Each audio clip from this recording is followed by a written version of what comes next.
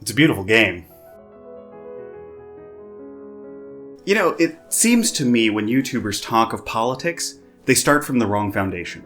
They will explain to you their philosophies and talk about how governments should be constructed. They talk about the great Western thinkers like Locke, Hobbes, Marx, Kant, Engels, etc.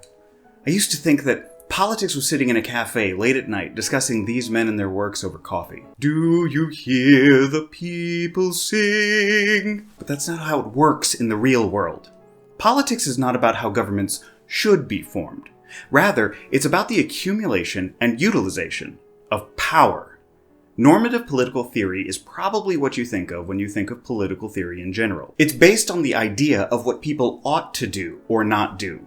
The model or ideal standard of government. This is nice when discussing what our governments should be doing, but it's not great at helping you form your game. We're going to look at empirical political theory. That is based on the idea that behavior of political groups can be observed, and from those observations, predictions can be made.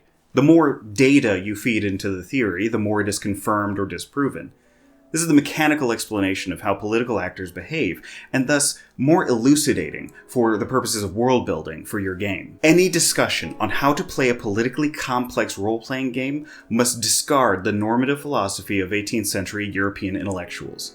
Discard those old academic white guys. I have a whole different set of old academic white guys to talk about. You need to cultivate the mechanics of the great game, the grandest strategy, the art of the possible.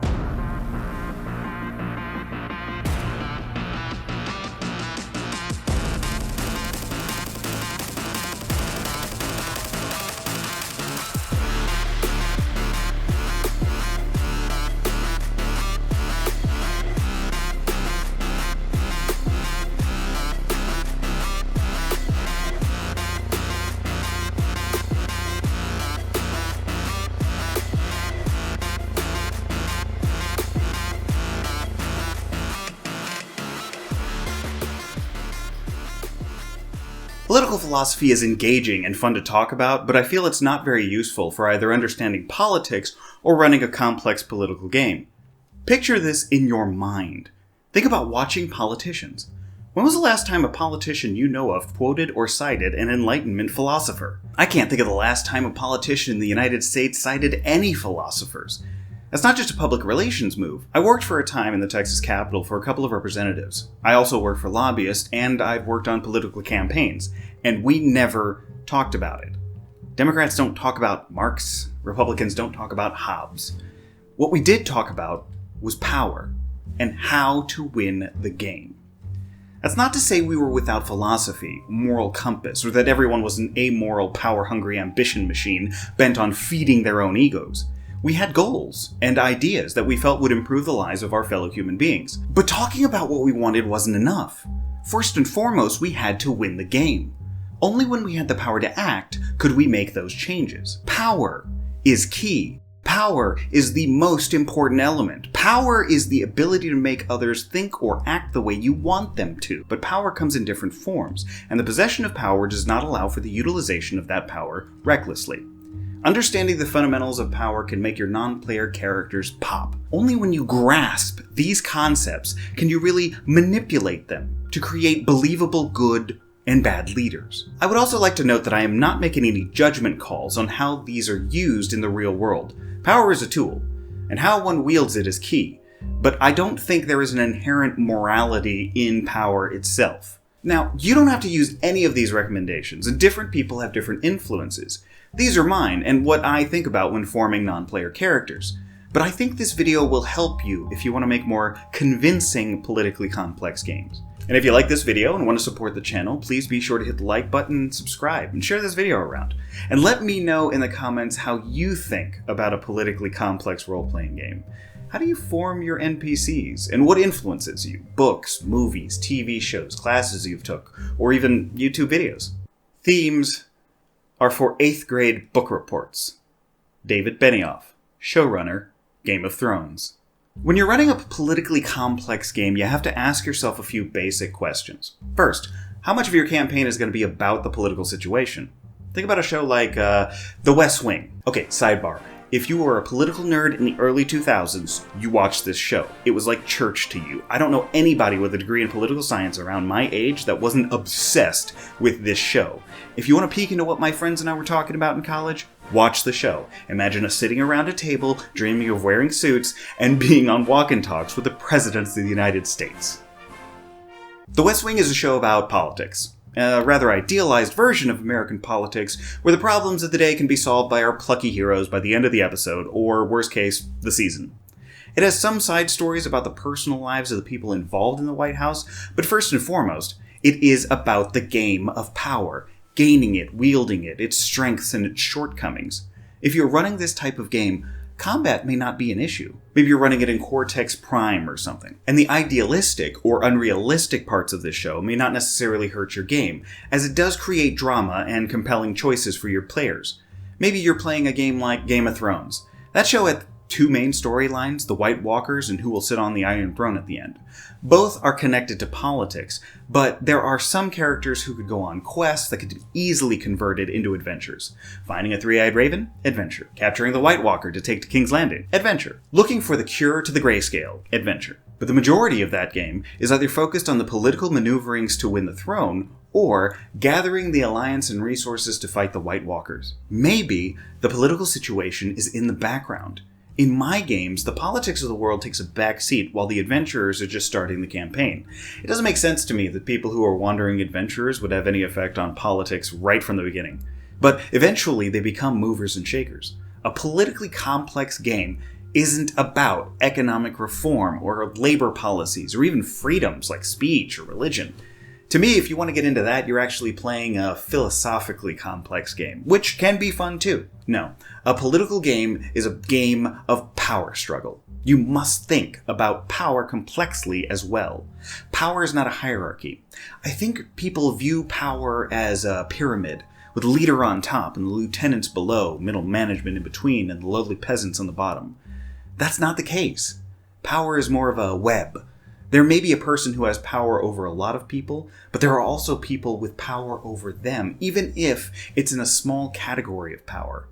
This may seem counterintuitive, but look at the situation of a parent and child. The parent has more power in this dynamic, clearly.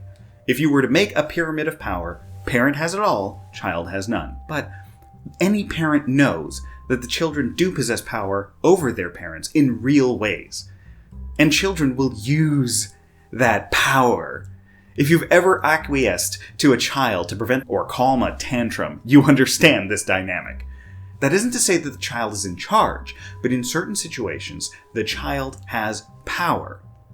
Understanding that nuance is key. Let's take this example writ large. The President of the United States may be the most powerful individual on the planet. However, they are unable to utilize that power with complete impunity. In the 2020 election, for instance, then-President Trump allegedly told Georgia's Secretary of State to alter the election in his favor. However, the Georgia official, allegedly, said no. In almost all circumstances, the President of the United States is a more powerful person than the Secretary of the State of Georgia. However, in this one little instance, the most powerful person in the world was overcome by a lowly state official. That is the dynamic nature of power. Power is not status, power is not rank, power is not level. Power is simply the influence one has in any specific situation. As such, people can have power over each other at the same time. Joseph Nye is a professor at the Kennedy School of Government at Harvard University. He was the Assistant Secretary of Defense for International Security Affairs under the Clinton administration and the chair of the National Intelligence Council. His educational credentials read like someone writing a joke about an educated person. He went to Princeton and earned a master's from Exeter College at Oxford before getting his PhD at Harvard. We will be referencing his work throughout the video. Joseph Nye states, "Power always depends on the context in which the relationship exists." Look at the Queen of England. She is, as her title suggests, Elizabeth II, by the grace of God and the United Kingdom of Great Britain and Northern Ireland and her other realms and territories, Queen, head of the Commonwealth, defender of the faith. She's technically the queen of all these countries as well.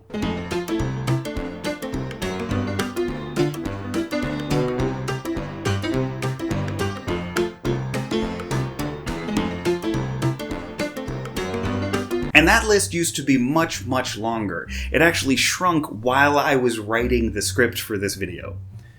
That's 15 countries in the United Kingdom having the Queen on their money. You would think she would be quite a powerful person. But in reality, when discussing the practical, mechanical power in those nations, it's basically nil. She does have power. We'll get to that later. For an example, in my homebrew campaign, there is one nation with various nobles vying for the throne. The emperor has conquered their land and is off conquering some other land. This leaves a power vacuum, and the nobles are scrambling to be the ones that lead the kingdom and ultimately attempt to free them from the emperor's rule. Each has their own strengths and weaknesses, various types of power. I will use them to show how I practically use the idea of power in my home game. All of this is to say that titles mean little when discussing power. The struggle for power can be between people who are not officially leading anything, between friends or rivals, or the delicate duel between unequal parties. There doesn't need to be parity between the participants in a conflict. In fact, it can be more fun if there isn't. However, there must be a power struggle. If not, it isn't a political game. Part 2. Coercion. In September of 1591, Hideyoshi Toyotomi suppressed the last rebellion against his unification of Japan. In early 1592, he took the title of Taiko. He ruled all of Japan and set his sights for China. For this invasion, he amassed an army of 220,000, mostly samurai, to fight. This was a modern army of the pike and shot age, who had been in constant warfare for almost 200 years. To give a sense of scale, during the 30 Years' War between 1618 and 1648, the French had an army of 80,000. The Spanish had 90,000. This was in an age where muskets and spears ruled the battlefield. Hideyoshi told the Koreans he wanted safe passage to China for his army. The Koreans were looking down the barrel of a loaded gun. They said no. More than 1 million Koreans paid the price for that decision. But after almost a decade of fighting, the Japanese went home. Hideyoshi was exercising his hard power. Hard power is the military or economic might that compels someone else to do your will, usually with a threat. Hideyoshi had a massive army behind his words, but it isn't always an army. In 1984, Ronald Reagan signed the National Minimum Drinking Age Act, raising the drinking age across the country to 21. However, the state of Louisiana held out, keeping the drinking age at 18. However, due to the pressures of losing funding for federal highways, Louisiana eventually buckled and conformed to the federal standard of 21. Reagan used the hard power of economics to coerce the state of Louisiana to comply. Hard power can be threatening to massacre an entire population, to your parents saying that you have to take out the trash or you're grounded. When federal marshals escorted Ruby Bridges into William Franz Elementary School against the protests of racist officials and a populace slinging racial slurs at a first grader, this was the federal government using armed, hard power. Be mindful when we speak of power. It is mechanical. Power has no morality. Power has no ethics. It is solely how power is used that has those things. You can use hard power for terrible ends, or for good ends. It is simply a means. And that same means can be immoral or moral based on the circumstances. For instance, you may feel that killing a person to gain $10 is immoral. I would agree. All else being equal, it's clearly immoral. However, killing 5 million people could be considered moral. What if those 5 million were causing the systematic genocide of entire populations of people? What if those 5 million were contributing to the deaths of tens of millions of innocent people? I don't know how many of you would consider fighting the Nazis immoral. Maybe certain acts within the war, but not the fight itself. In my campaign world, one noble that exemplifies this is the Duke of Argo. In the aftermath of the conquest of the kingdom, the Duke of Argo is the last noble with a standing professional army. Small as it may be compared to the armies of old, it is still the most formidable fighting force on the continent. As he is vying to claim this vacant throne, his army stands as his pillar of authority. Who would dare oppose him? No one has an army to match his. Even if you match the numbers, his professional soldiers would outclass farmers armed with sticks. His word carries the threat of violence. He feels he is the only choice to lead the people. Whenever the fight for the throne ends, the winner still has to fight a war against the emperor who demolished the former monarch's army. Now on the other side of the continent, also vying for the throne, is the Countess of Valente. She holds the largest port on the continent, trading with the great city of Al-Qira and the western continent. They also border the woodland kingdom of the Feilen. She is flooded with money, the economic hub of the entire continent. Her wealth is unmatched. To be on her bad side is to lose out to the riches of the world, to be truly isolated. Other nations lend troops just to secure their investments, but also her realm. She can buy mercenaries, buy loyalty, buy whatever she needs. She doesn't care for war, but feels that money can ultimately buy victory. Then there is the young Duke of Castille. He has neither much money or a sizable army. He has little in the way of hard power. Promises and commitments are the best that he can muster at this time. He's building his hard power, but he's using something else to get it. We'll get to that in a bit. This may seem like a big stick to carry, but in fact hard power is defined as use of both carrot and stick, with economic and military might to make others follow your will. Now bear with me, the language used here sometimes has negative connotation, but it isn't necessarily immoral to use these tactics. It's coercive diplomacy. Invasion seems to be the most obvious use of hard power, but it can also include things like economic sanctions, which historically almost never work, so if you have these happening in your game, realize that they're probably wildly unproductive. Or even peace treaties. The formation of the Warsaw Pact was a flex of hard power against NATO. When a group of Western nations formed a co-defense treaty to show that an attack on one was an attack on all, it acts as a hard deterrent for any possible military action. So when the Warsaw Pact did the same thing, it was also a show of hard power. Shared military might to ensure that war was inconceivable to either side. Funny how everything from war to money to diplomatic treaty can be counted as hard power. Another thing to realize is that the use of hard power, as seen from the example in Korea, doesn't always work. See also the Vietnam War, Greco-Persian wars, economic sanctions, as I mentioned earlier. Either the target of the power does not acquiesce, or the power isn't enough to accomplish what you need it to do. But that isn't to say it never works. Think of any successful military campaign. Additionally, NATO and the Warsaw Pact did seem to help stop any war between any of the member states. But try not to think about this too narrowly. Hard power encompasses a lot. The wise leader knows when to use hard power, and what type of hard power to use in different circumstances. Part 3. Attraction. Now you may be wondering, that sounds like everything. If that's hard power, what is soft power?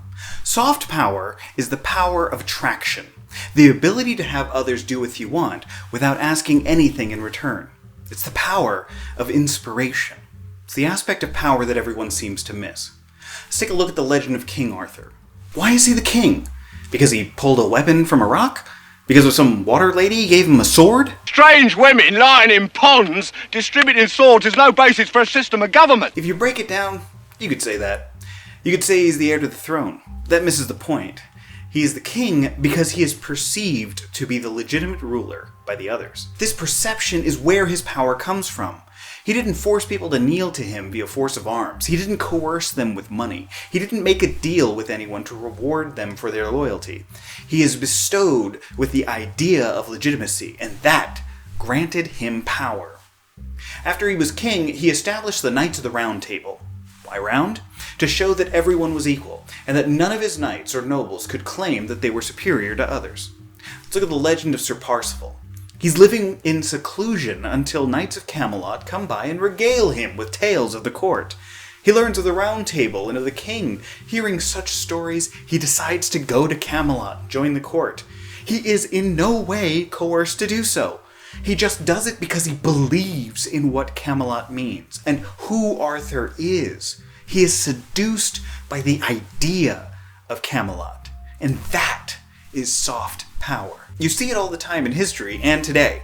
The French Revolution was largely inspired by the American Revolution, and the American Revolution inspired an entire age of Enlightenment revolutions throughout the Western world.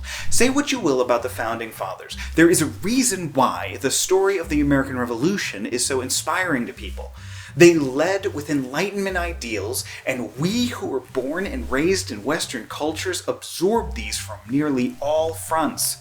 As such, we espouse the ideas of liberty and equality to this day. We may have a more expansive view of what that means than our founders, but the principles are the same. And I think we can sometimes shortchange the power of the message of the founders of the United States had and still has Lady Liberty is still a symbol for those ideals, even if people who use it don't admit it. In 1096, a religious zealot by the name of Peter the Hermit started recruiting people to join him in a crusade to save the Holy Land from Muslim rule. He didn't recruit nobles with armies. Rather, he recruited peasants. Traveling through England, France, and Germany, he gathered over 40,000 people, entire families in some cases, to march with him to Jerusalem. Few, if any, had weapons or skills in the art of war. As a result, the disorganized group pillaged and terrorized fellow Christians, Jews, and Muslims alike, until they were smashed by a Turkish force at the Battle of Civitot. These crusaders scattered and were either killed, sold into slavery, or tried to make the trip home. That strength is key. It is the reason why politicians and leaders continually use language and rhetoric that appeals to your senses. It's the power of the Queen. Remember her? She may not have functional power in the government, but her words hold weight among many British people, even Americans. Part of the reason why the royals stay around is their effect on the people around the world. People love talking about royal weddings and royal babies and even royal gossip. There are currently, at the time of this writing, 29 different monarchies in the world. That's a lot of royal families. Yet, the world only really gushes about one. And this leads to fond feelings towards the United Kingdom as a whole. Anglophiles cling to the royals. And you may say it's just public relations. And you're right. But public relations is power. The Queen says something, and it has influence, even if she doesn't have the rule of law, economics, or an army to back her up. Behind closed doors, the Queen's voice in Parliament has been known to alter legislation and prevent it from being introduced. Though the monarchy is tight-lipped about such things. Bo Burnham made a joke about this in the special Inside, which, if you haven't seen it, it's absolutely fantastic. I've watched it like 7 times. Where he talks about people caring about where a company stands on an issue. 57% of consumers are willing to change the company that they shop with based on a company's stance on a political issue. I mean, you do it? Ever boycotted something because the owner said something terrible or the company supported a piece of legislation you didn't like?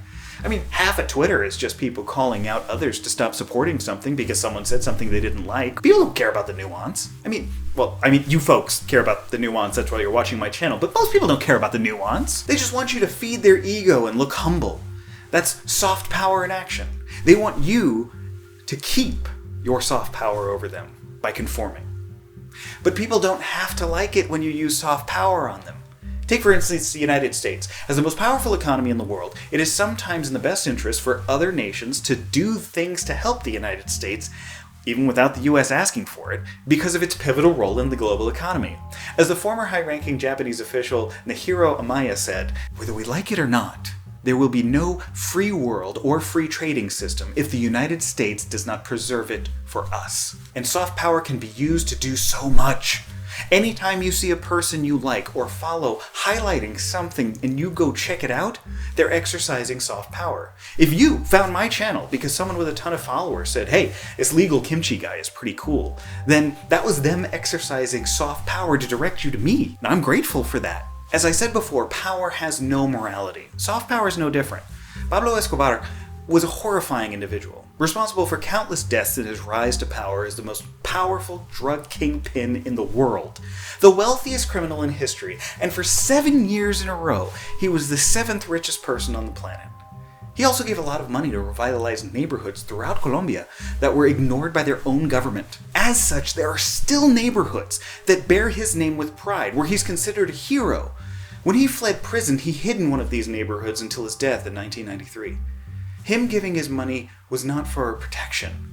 The money was already spent. He spent the money at the height of his power, so that when he was at the low point of his power, the people protected him because of attraction. He cultivated massive amounts of soft power, and this tactic is used by many governments, companies, and criminal organizations throughout history.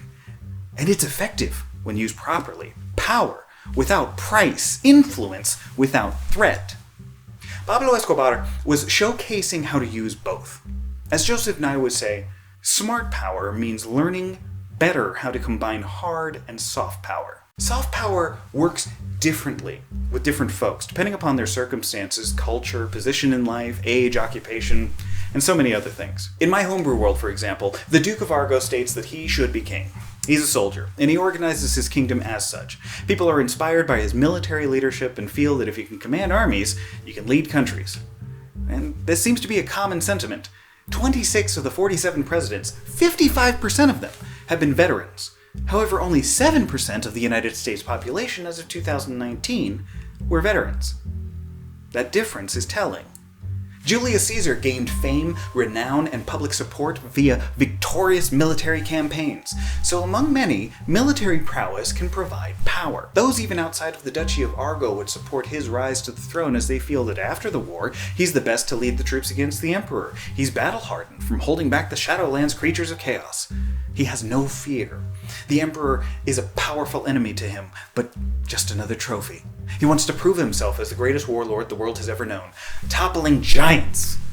He is the only chance for victory, and his ambition knows no bounds. After he defeats the Emperor, perhaps further conquest on the horizon. He will need an entire nation behind him to continue his dream. However, the people in the county of Valente are happy. The money rains down and pays for better infrastructure than any other region in the kingdom. The ports make the county rich, but it also spreads the stories and the legends of the happiness of the people to the far corners of the world, and they accept people from all around.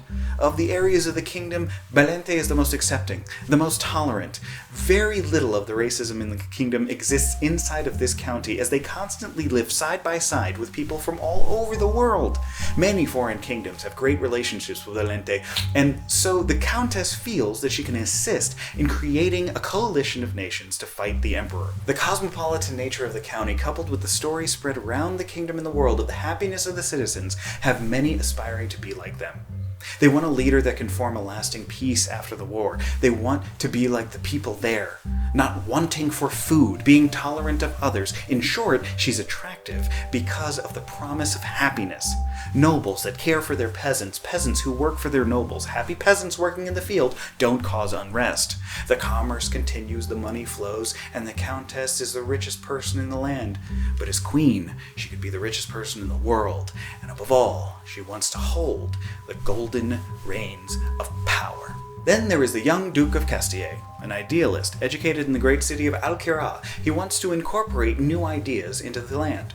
Maybe the kingdom isn't the best way to rule, but only as ruler can he change the ancient traditions. He's heard about republics, liberty, concepts of self-determination. He's read books on the abolition of nobility. The other nobles are wary of him, seeing him as their downfall, the loss of their own fiefdoms, their power. He sparks deals with the ambitious, low-born, who can only attain so much. No longer would you need to be born into a family of influence and land. You could attain it for yourself. No law prevents you. No hierarchy inhibits your mobility. You could leave the land you were born on, travel the land without worry of retribution from your liege lord, because you wouldn't have a liege lord. These ideas are catching on. Many non-nobles are flocking to this young upstart. While he wields very little hard power, his inspirational message of equality is attracting those who wish to leave the feudal life behind and establish a new nation. And this duke is the only one prepared to give up absolute power, because he couldn't attain it with his limited tools. While he is an idealist, he's also a pragmatist. He can't influence the Duke of Argo with force of arms, and he doesn't have the money to contend with the Countess of Valente. If either of them win, he'll still be a poor noble with little power. He fights with those ideals because some power is better than no power, and leading a republic is better than serving a noble. Part 4. The complexity. These are nobles fighting for control of a nation. But the same can be true of various crime lords vying for control of a city, or even various lieutenants of a guild vying for control of that. Maybe there are merchants trying to control a dock, tribes of nomads struggling with each other, or even a neighborhood kingdom. I've used this dynamic with houses trying to persuade an aging empress, religious sects fighting over dominance, ideologically opposed members of the same order of knights, factions in the ruling council trying to decide how to deal with a looming threat, or even rival interplanetary corporations. Backroom deals, threats, leading by example, inspiring actions that bring recruits. In my example, for the homebrew setting, who does the party support? Well, it kind of depends on their priorities. Who has the best chance of winning the war? Is that enough to make them the force to back? Winning a war is essential, as everything depends upon it, but why replace one ruthless dictator with another one just like him? And consider what Joseph Nye says about the peace. Winning the peace is harder than winning the war. and soft power is essential to winning the peace. This is the idea of winning hearts and minds. Now, I know there's a lot of cynicism with regards to that phrase, but the residual effects of this type of work is clearly seen around the world. Look at the American actions in Japan after World War II. While not a perfect example, because nothing really is a perfect example, it'd be hard to find a better example than the two nations that emerged from a direct conflict to becoming allies. But while you can coerce a nation to comply, it's harder to coerce the people. You have to win them over with time and the strategic use of soft power. How the US dealt with the Japanese imperial family is a sign of an intelligence gathering of soft power. General MacArthur never allowed anyone in the imperial family to be charged with war crimes, and the emperor's children were educated in the United States. This was appreciated by Japan, and the education immersed the emperor's children in American culture, values, and guided their thinking for years to come. But soft power affects different people differently. The same culture and ideals that make the United States a bastion for hope for some cultures around the world also draws the ire of different cultures. So it is key to remember that the reactions to certain things are not universal. Some cultures or nations in this world may not respond to the same things in the same way. Just think for a moment the image that you have of the Spartans. There are many that think of them as amazing heroes and astonishing warriors, others as merciless killers and child abusers who engaged in eugenics. There isn't a universal response. As I keep saying, it's complex. Part 5. Final thoughts. Look, you may be looking at this and thinking, that's a lot to keep track of. And you'd be correct. I was talking to a fellow GM and commiserating on the fact that we don't prep adventures in the traditional sense. I don't prep or plan the next part of an adventure, as I generally don't run published adventures. I spend my time between sessions trying to figure out what the NPCs are doing, how the people are reacting to them, and how the player's actions affect all of the above. But remember, this is only an option. As I stated, this is how I run my game, and you can run it however you want. If you want to try it out, as with most things, I recommend starting small. You don't start with international conflicts. Usually you just have like opposing thieves guilds competing for something small, and then just keep growing from there. If you want to read something that gives you a little bit more insight into this, I recommend Soft Power, The Means to Success in World Politics by Joseph Nye. It may help as he looks at real-world examples and dives into the history while reviewing his theory. You may disagree with the things that he says, and that's fine. You may think that some of it is immoral or unethical, but that's probably the normative political theory part of your brain clicking. Remember, these theories are not designed to say how things should be, but how things actually work. And knowing this may improve your game and your understanding of the world news when you see it on television. Thank you so much. If you got to this point of the video, I really appreciate it. Be sure to hit subscribe and like the video if you enjoyed it. Additionally, share the video on whatever social media platforms that you can. It really brings me so much joy when I see people sharing it online, and it keeps me motivated to keep making these.